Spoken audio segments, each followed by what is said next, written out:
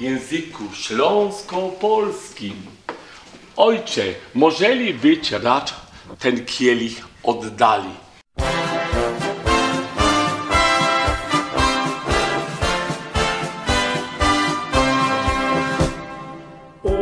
Oberschlesien ist mein Liebesheim. Witam was Rostomili. Dzisiaj bierzemy na warsztat gmina Turawa. A je tu rzech z kuli tego, co nadował mnie Edi. Witam cię serdecznie. Witam. Ja przyjechał specjalnie z Hanoweru. Turawa to gmina wiejsko w okresie łopolskim, w której kwateruje kole 10 000 personów. Place te spełniano w dokumentach po raz pierwszy we szczednych stoleciach. Do gminy przynależą Turawa, Bierdzany, Turawski Kadłub, Wielgi Kotusz, Mały Kotusz, Turawsko-Ligota, Łosowiec, Rzyndów, Węgry, Turawski Zakrzów i Zowada. W cenzusie wszechobecnym ze 2011 roku 20% personów kwaterujących w okresie łopolskim i ziemskim, to je Łokrom Łopolo, zadeklarowało śląską narodowość. Według wyników ze 2002 roku 20% personów zadeklarowało tutaj niemiecką narodowość. W Abstimmung ze 20 marca 1921 roku 68% mieszkańców samej wsi Turawa wylowało za Niemcami. Place te zostały w Reichu w ramach nowej prowincji Oberschlesien.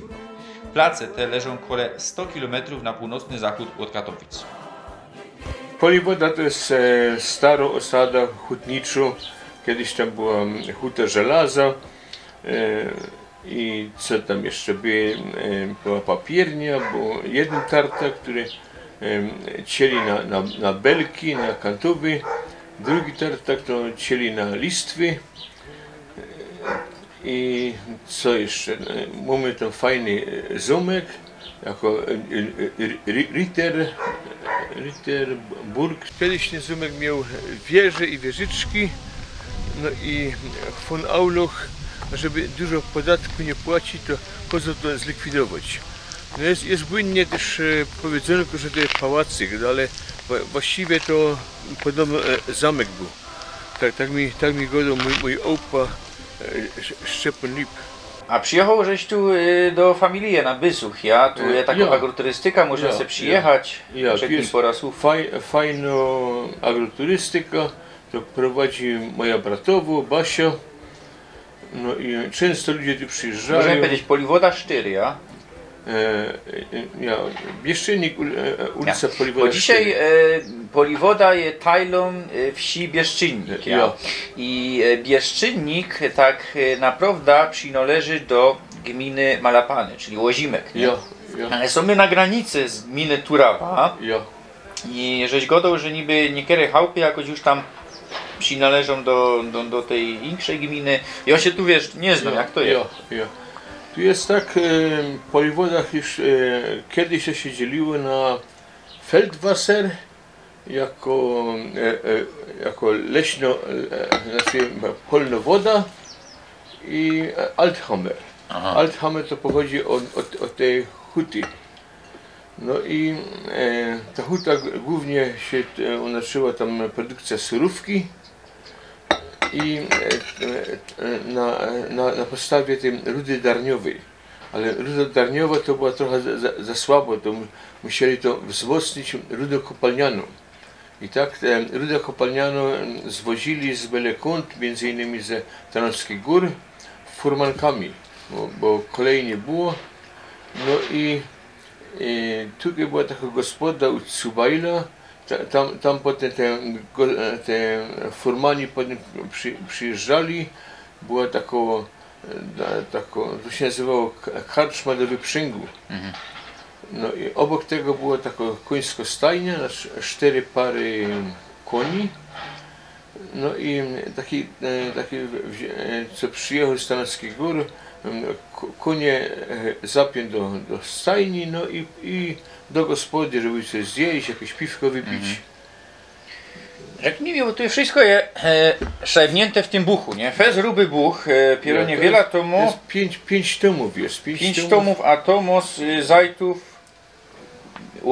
800 stron. To jest 4. tom i wszystkie są tomy o gminie Turawa, ja? Albo nie? To są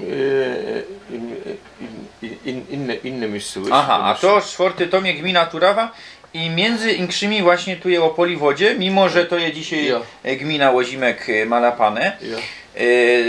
To szajbnął York Farys i tu są też twoje bildy, które żeś knipsnął. Fajniście, mało wieś, no wiele dzisiaj tu jest, 100 mieszkańców, wiele tu, to jest mało, nie? Tak będzie, tak będzie. No a kiedyś srogo historio, ja? Ja.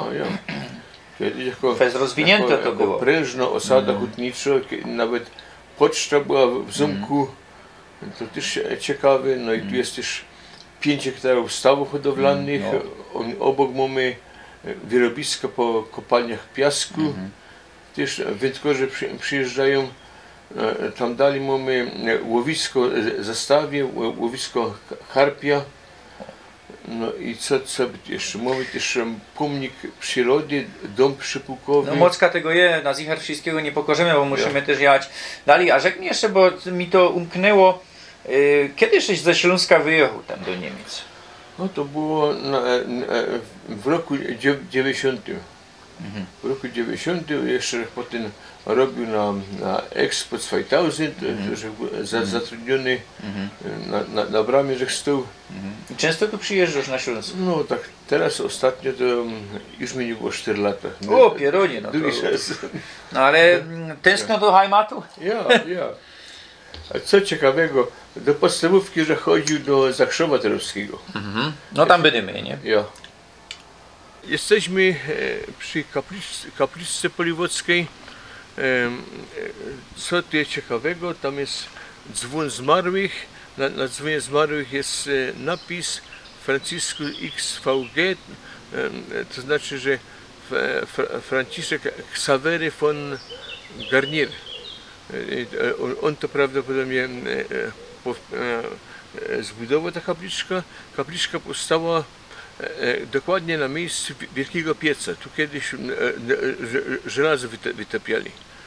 W kapliczce jest fajny krzyż wykonany przez mojego pradziadka Johanna Lip, który był wykonany bez użycia gwoździa. Jesteśmy na Krampie. To jest dzielnica Poliwody. Stoimy przed feszterownią na Krampie.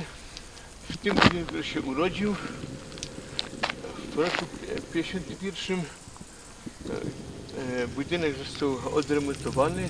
To kiedyś inaczej wyglądało.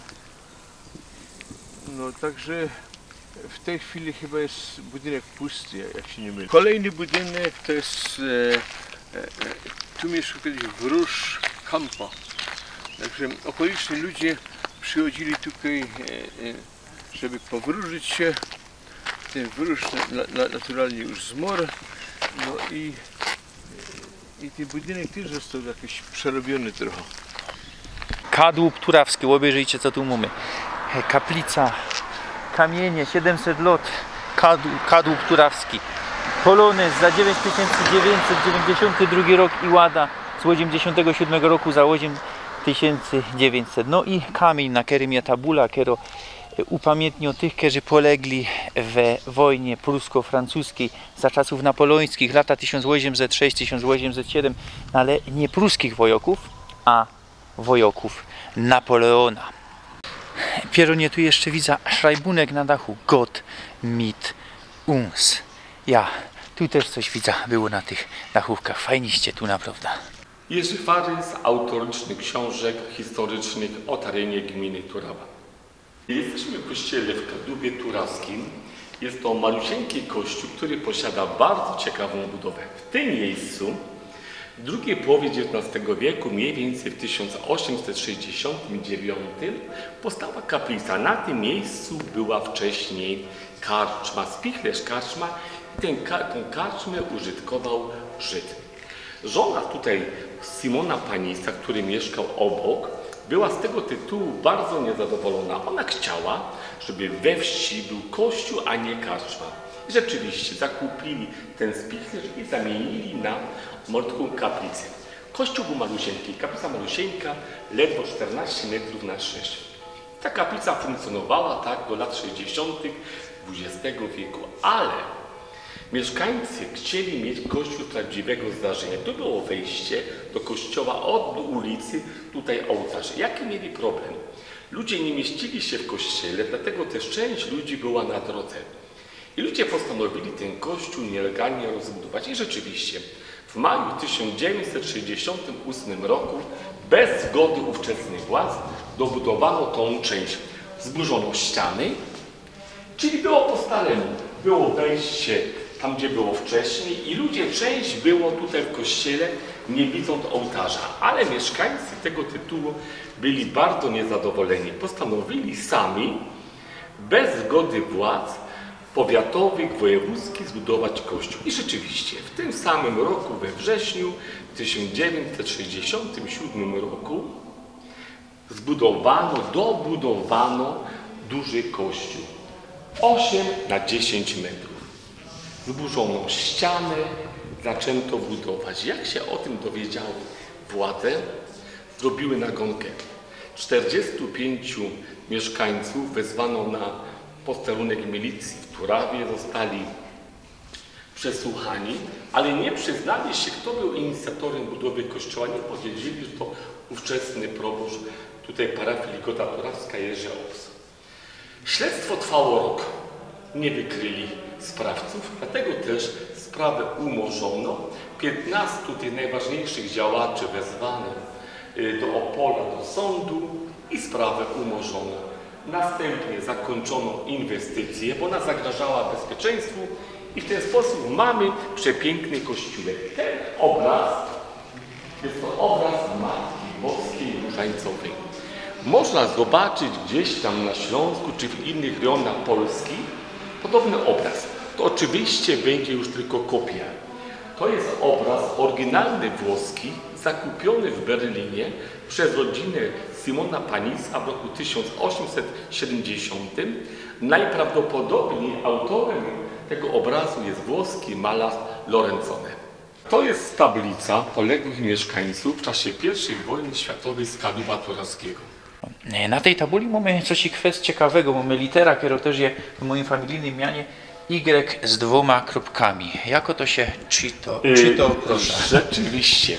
To są moi przodkowie, bo moje nazwisko Farys. Tutaj jest napisownia przez umlaut Y z kropkoma. Pisownia odczytuje się różnie.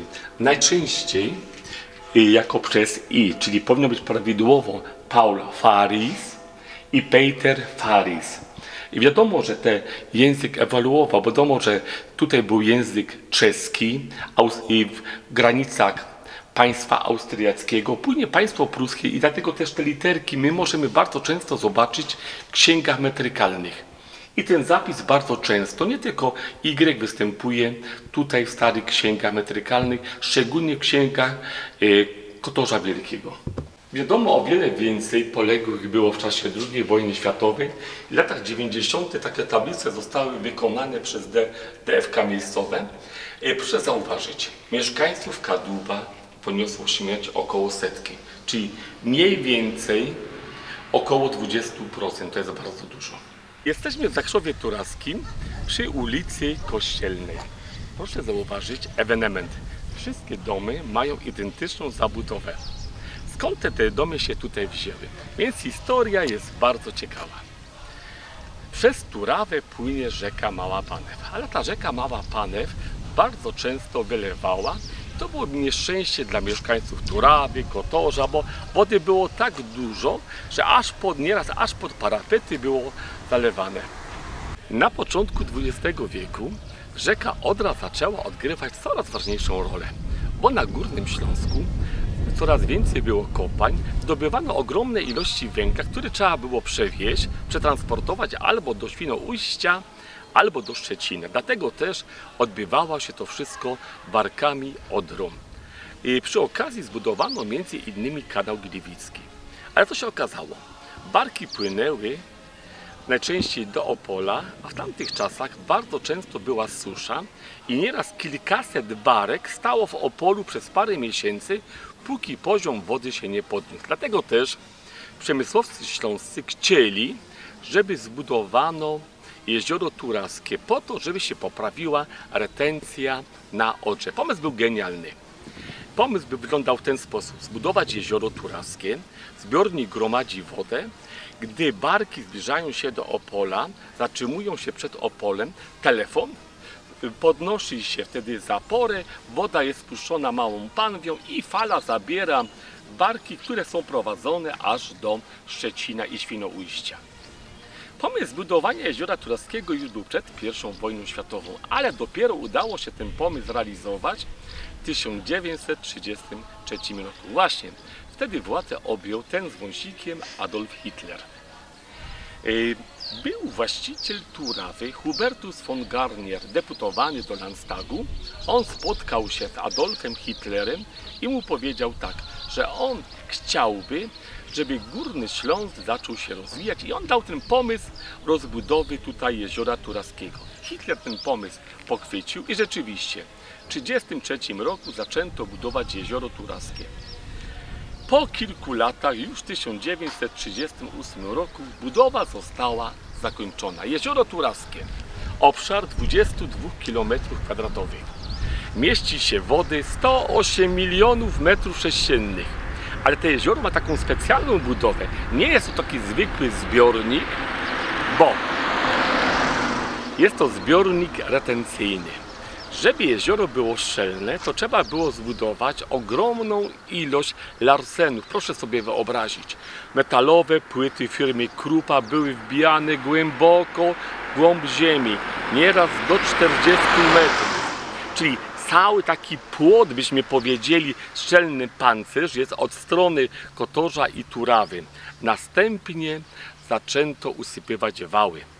Jak Państwo zobaczycie te wały, niby malutkie, ale u podstawy to one mają 100 metrów szerokości, wysokość do 13 metrów. Ale na terenie jeziora Turawskiego były 3 wsie: Kuchary, Zamoście i Kryszlinę. I Przyściółek, Łuk, i tych mieszkańców trzeba było przesiedlić. I to są właśnie te budynki. Dla tych mieszkańców zbudowano w Ligocie Turawskiej, Zakrzowie i w Dębiu ulice przesiedleńców. Zauważcie te budynki. Budowa szalongowa, frankońska, czyli konstrukcji drewniano-murowanej. Pod każdym budynkiem jest piwnica, dachówka typu mniszka ceramiczna. I to wygląda w ten sposób. Na wprost jest budynek połączony z Waśczuchnią i Slewem. Dalej, jak się wchodzi na podwórko, jest stodoła, a po drugiej stronie Wycup. Wycup to jest miejsce, gdzie mieszkają staruszkowie już na emeryturze. Więc takie nowoczesne domy dostali wszyscy tutaj ci przesiedleńcy. Jeżeli ktoś miał sad i miał 10 drzew, to oczywiście otrzymywał sad z 10 drzewami. Wykopano dla nich specjalne studnie głębinowe, wjazd wybrukowany, więc na owe czasy to były rewelacyjne zabudowania. Jesteśmy w kościele w Zakrzowie Turawskim poświęconemu świętemu Piotrowi i Pawłowi. San Peter, San Paul, ora pro nobis. Święty Piotrze, Piotrze Pawle, módl się za nami. Jest data 1759, jest to data budowy kościoła w Zakrzowie. Inicjatorem tego kościoła po raz kolejny była Anna Barbara von Garnier, właścicielka Turawy. Anna von Garnier była osobą bardzo nieszczęśliwą. W swoim życiu była dwukrotnie wyszła za mąż, ale w pierwszym małżeństwie miała 6 dzieci, w drugim 7 dzieci, wszystkie dzieci zmarłe. Dlatego też, żeby odmienić swój los, postanowiła budować kościoły i szpitale. I rzeczywiście zbudowała ten kościółek drewniany, w Kotorzu Wielkim murowany, w Kobylnie murowany, w Ligocie Turawskiej drewniany, w Lublińcu szpital, w Kotorzu Wielkim szpital.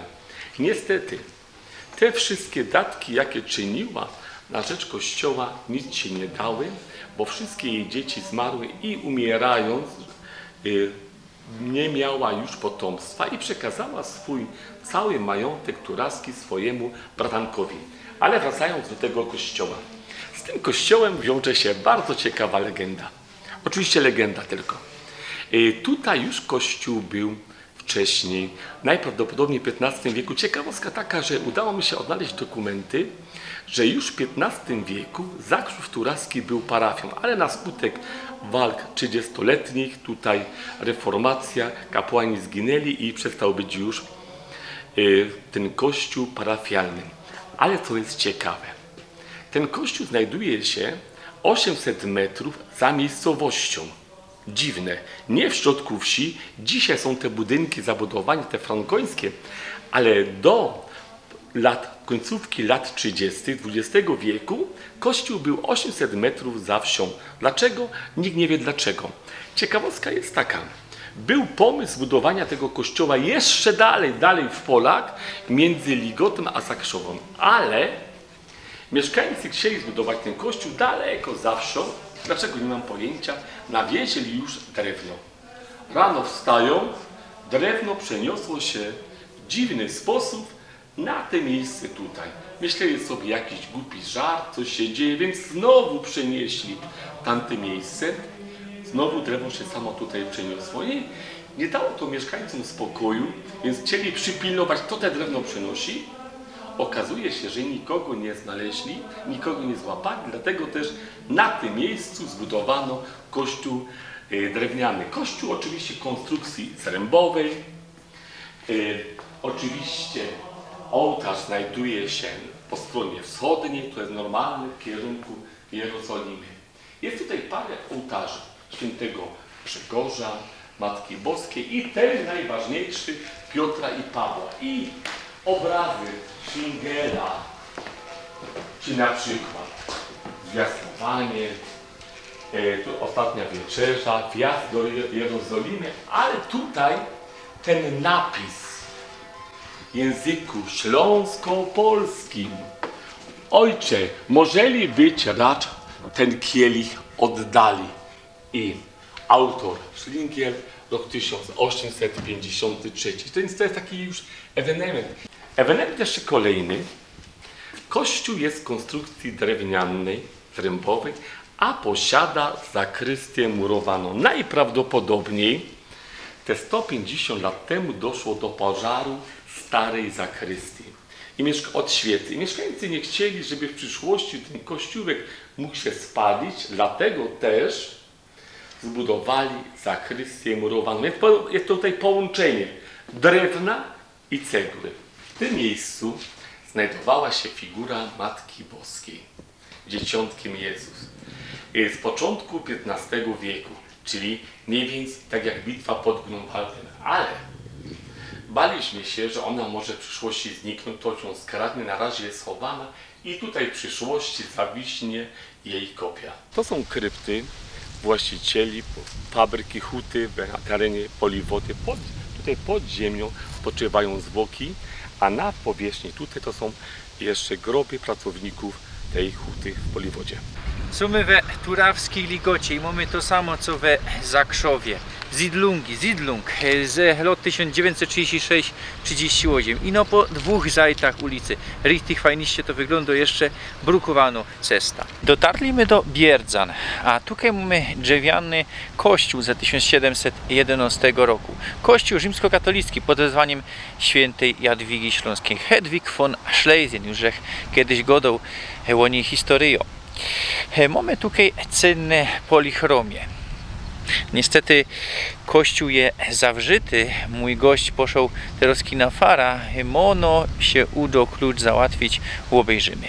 Mój gość Eddie załatwił ze farożem, wleźlimy, obejrzeliśmy te piękne polichromie.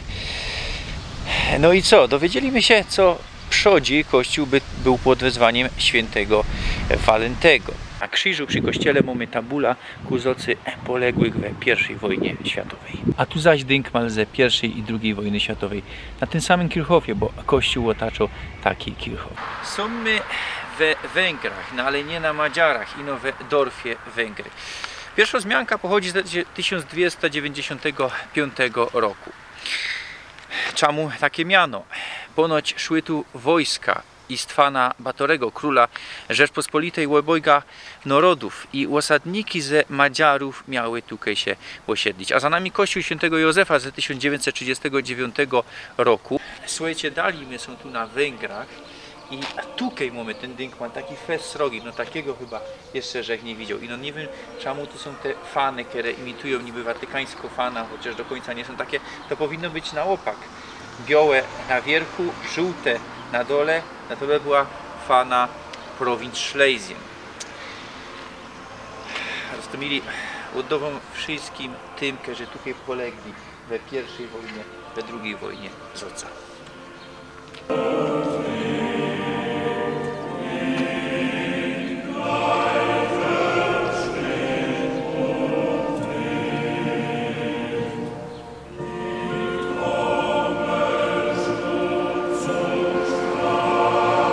Dotarliśmy do Wielkiego Kotorza, a za mną kościół we sznicie barokowym wybudowany w 1784 roku. Wcześniej był tu kościół drzewiany, już jeden, potem drugi.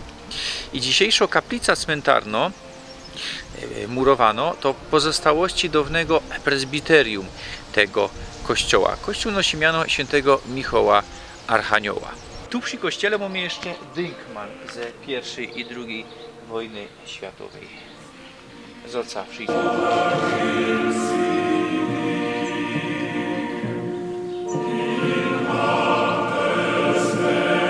Jesteśmy w takim pamiątkowym miejscu przy Kotorzu Wielkim. I tylko w tym miejscu była kiedyś kaplica grobowa i sklepienie od środka było niebieskie i złote gwiazdy. Była podpierniczona i na spodku były groby od hrabiów Gaszyna i Garnier. No i później to podobno zlikwidowali. No i w tej chwili... Wszystko zaorane teraz, nie ma nic nie ma już. nic w tej chwili. Pieronie, no to Ja. szkoda. I obok tej kaplicy był taki niewielki cmentarz jeszcze od tych grafów Garnier. No. Ale w tej chwili już nie ma nic. To srogo szkoda. Ja. Dotarliśmy do Turawy, no w końcu no, gmina Turawa, a na koniec Turawa, no tak nam wyszło po sztrasie. Co tu mamy? Pałac barokowy ze XVIII stulecia. Dzisiaj prywatny reskirok, to mocosik widać tam je odbudowywane już chyba, no ale na razie to jest ruina. Wcześniej za komuny był tu dom Bajtla. Co było tu Neuprzód. Neuprzód był tu zamek myśliwski książąt łopolskich. Potem reskirowała tu familia Kochcickich. Rhein zachowała się też sala z wyposażeniem neorokokowym. Mam nadzieję, co jeszcze odzysko to blask i będziemy się zusammen tym radować. Dorfy są nad jeziorem Turawskim. I tutaj chcemy się pożegnać z Wami. Edi, pięknie Ci dziękuję, żeś przyjechał z Hanoweru tu też na bezuch, a przy okazji my zmajstrowali taki fajnisty filmik. Fajnie, Sebastian, ja Ci też bardzo dziękuję, żeśmy się spotkali. No, fajnie było, elegancko. Mam nadzieję, że wszystko będzie fajnie. Ja pięknie dziękuję. Chowcie się. Ja również dziękuję. Edi z Hanoweru.